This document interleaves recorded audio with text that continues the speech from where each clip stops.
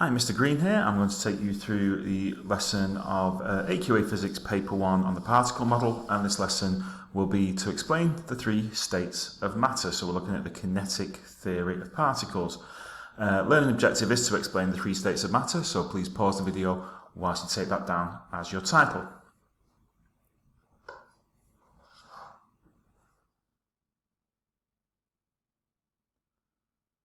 Okay, start as we always do with a retrieval practice. If you pause the video whilst you attempt these 5 questions and restart it when you'd like the answers.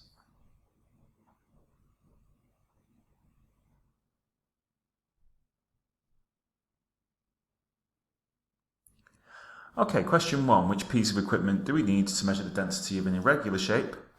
We'd need a balance, we'd need a displacement, sometimes called a eureka can, and we'd need a measuring cylinder. Remember, we're going to place that object into water and measure how much water displaces. That will then give us the volume. Question 2. How is measuring the density of an irregular shape beneficial to us? We can confirm what material it's made from, or we can state if it is a pure material or if it's got some impurities in there. Question 3. How can a massive ship float on water? It's the Archimedes principle. The water the boat displaces pushes back against the boat, and that keeps it afloat. Question 4. Which is more dense, a liquid or a gas? A liquid. The particles in the liquid are much closer together in densities. How many particles fit per square metre? With the liquid, particles are much closer together, more particles per square metre. And 5. Which state of matter has the most energy?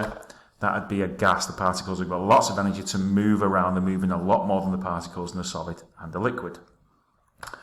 Okay, so our learning outcomes today are to state the properties of solids, liquids and gases and justify these properties based on the kinetic theory. So for a starter, if you could draw a particle diagram to represent the 3 different states of matter, and then underneath those, can you state which properties you think these have? Pause the video whilst you do your diagrams and draw those. I will show the particle states afterwards, and then we'll go through the properties. So pause the video whilst you attempt that.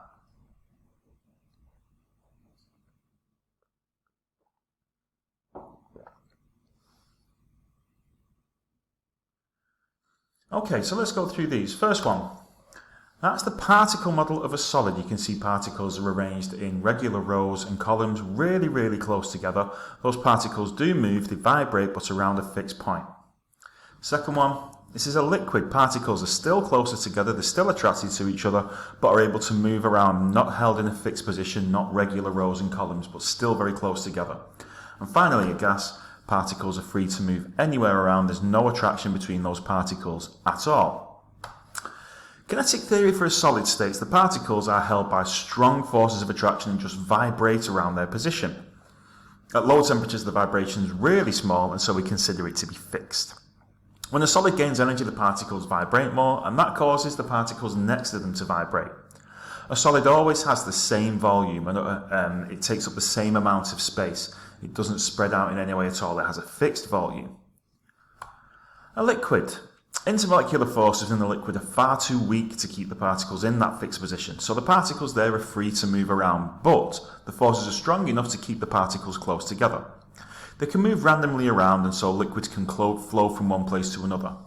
Liquids also have a fixed volume. They take up the same amount of space, but they can change their shape. They'll take up the shape of the container. So they have a fixed volume, but they don't have a fixed shape. Finally, a gas. Particles in a gas are in constant random motion. The forces between them are so weak you could generally say there's no forces there between the particles. They're spaced a lot further apart than in liquids. They don't have a fixed volume. They will take up the full size of any container we put them into. They'll take up that shape. Don't have a fixed shape, don't have a fixed volume. So which has the most energy? It's a gas, as the particles can move anywhere. The movement of those particles means that they've got lots more energy than the particles in a solid and a liquid. Okay, so I'm going to keep the table here. If you pause the video whilst you put your answers in there, complete what you think the answers are in there. Pause the video whilst you do that, restart it when you'd like the answers.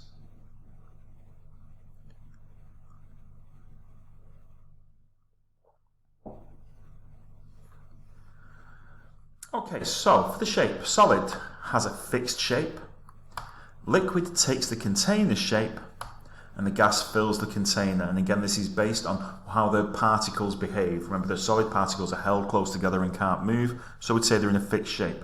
Liquid, held close together, can move and flow around though, so it'll take the container shape. With a gas, it will fill the whole container. No force is keeping them together. For the volume, a solid, completely fixed volume. Liquid, completely fixed volume. Again, there's enough of a force to keep those particles together. But with a gas, you can change that volume at any point. You can fill the space where it's in. Density, a solid will have a density that's greater than the gas and the liquid particles much closer together. The liquid is greater than the gas, but it's less than the solid. The density of the gas is the least compared to liquid and the solid, lots of space between those particles. Pause the video whilst you get those definitions in your table and correct it if you've got any wrong.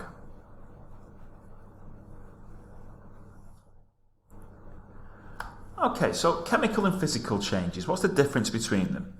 Got a picture there of ice melting into water. Is that a chemical change or must it be a physical change? Pause the video, write down which you think it is and why.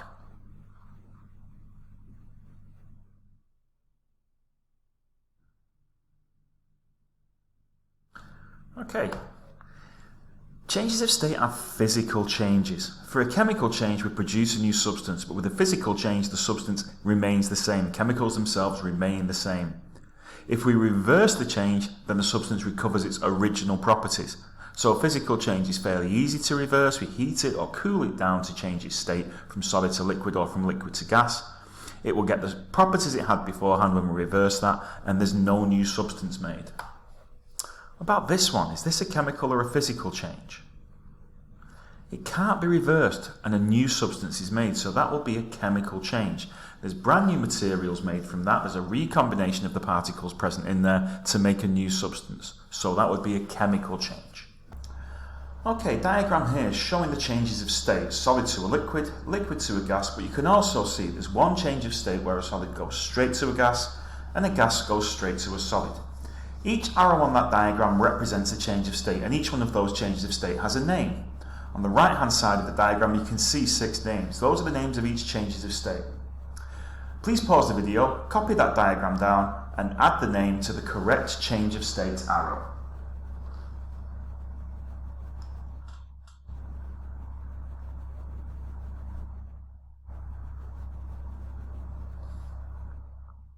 Okay, go through these answers now then. So, first one. Liquid to a solid is known as freezing. Solid to a liquid, referred to as melting. Liquid to a gas, we refer to as evaporation. And gas to a liquid, we refer to as condensation. Solid to a liquid is always referred to as sublimation, maybe a new one for some of you. And gas to a solid is referred as desublimation or sometimes deposition. Pause the video whilst you get those down, make sure you've got the right name for the right change of state.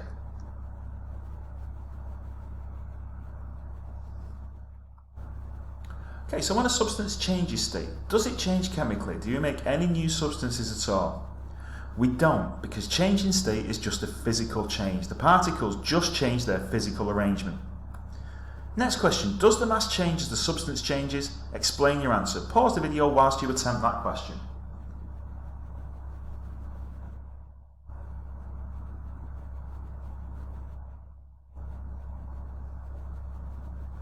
Okay, correct answer for this is no, the mass remains the same. No particles are added or taken away and the same amount is always present. This can be difficult when we go from a liquid to a gas because the gas spreads out and it leaves the reaction vessel. But there's still the same amount of gas there as the liquid was. The mass of it remains the same. Okay, quick experiment. Fill 2 cups, a third each with hot water and place cups on top of the filled cup like you see there. Place ice on top of one of the cups and after 1 or 2 minutes, explain what you've observed during the process. Now tell me what process has occurred on the inside of the top cup. Pause the video whilst you attempt that and come back.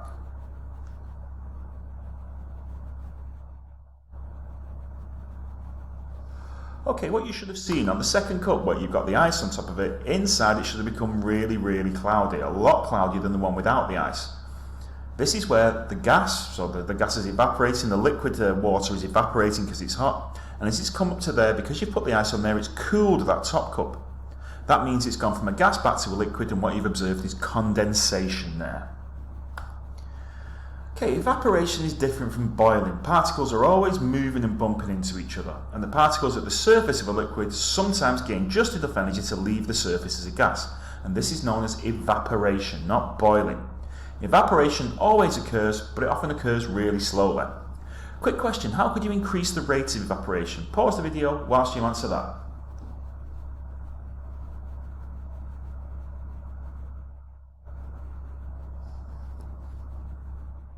Okay, there's ways to increase the rate of evaporation. We have increasing the surface area of the liquid, increasing the temperature of the liquid, and creating the flow of air across the liquid surface. Each one of those will allow more particles to gain enough energy to break away from the particles below them. So why do you feel cooler next to a fan? And what would evaporate faster, a bowl of water or the same volume but spilled? Pause the video whilst you answer that.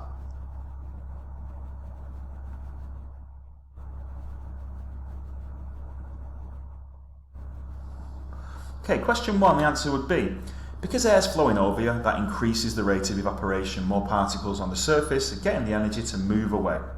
And question 2, what would evaporate faster, a bowl of water or the same but spilled? The spilled water would evaporate faster because it has a much larger surface area.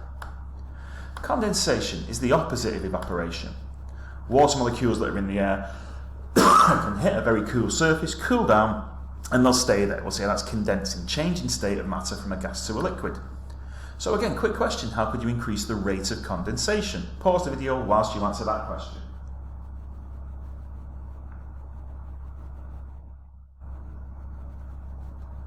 Okay, ways to increase the rate of condensation. We can increase the surface area of the place where that's happening, and we can reduce the surface temperature. More particles will then condense. Sublimation. Only a few materials do this. Dry ice is an example, you can see the video there. Solid carbon dioxide, and it changes state directly from a solid to a gas. It misses out the liquid phase of that. Sublimation is that one. So it completely misses the change from a liquid, it goes straight from solid to a gas. And the opposite is called desublimation or deposition. Now there are some limitations to the particle model. What it can't show us is the mass over size, the force of attraction of particles, energy. Particles don't simply bounce off each other because they've got forces of attraction. Particle theory assumes they're all the same in all substances, but particles in real life may be different shapes, different sizes, loads of different ways they can be different. Does that explain how ice floats on water? Okay, describe the process of evaporation and condensation. This is a 5-mark question. Attempt that, pause the video, and I'll give you the 5 marks in a minute.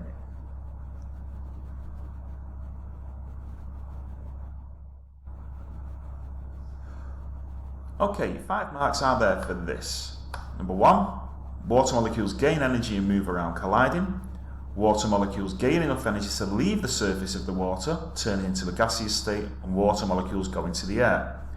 The water molecules then hit a cooler surface, they will cool down, move closer together, and turn to a liquid state. Pause the video to make sure you've got each one of those marks.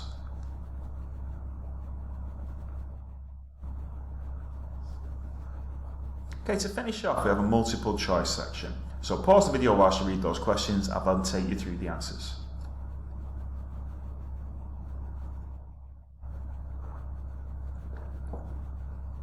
Okay, question 1. Particles are free to move and have no attraction to each other in a... Correct answer is a gas. Question 2. The change of state from liquid to solid is called... Well, that's C, freezing. The change of state from a solid to a gas is called... Correct answer for that one is again C, sublimation. Which of these factors will affect the rate of evaporation? Correct answer for that one would be the air flowing over the liquid. And question 5, which state of matter has got the least energy? Correct answer in this case would be a solid particle, much closer together and vibrating. Okay, hope that video was useful for you all. Speak to you soon. Goodbye.